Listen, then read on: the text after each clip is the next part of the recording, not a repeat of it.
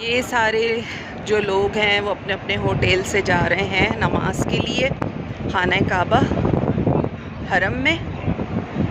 पूरा आपको काफ़िला नज़र आ रहा होगा, झुंड का झुंड, क्योंकि यहाँ बहुत सारे होटल्स हैं और होटल में से सब अपने अपने होटलों से निकल के सब नमाज के लिए जा रहे हैं।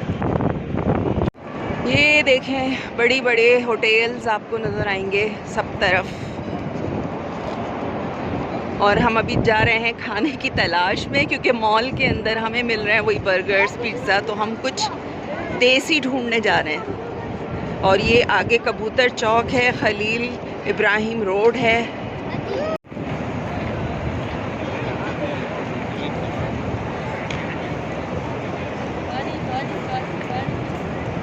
ये मक्का खाने काबा से बाहर मस्जिद पूरा सहन है।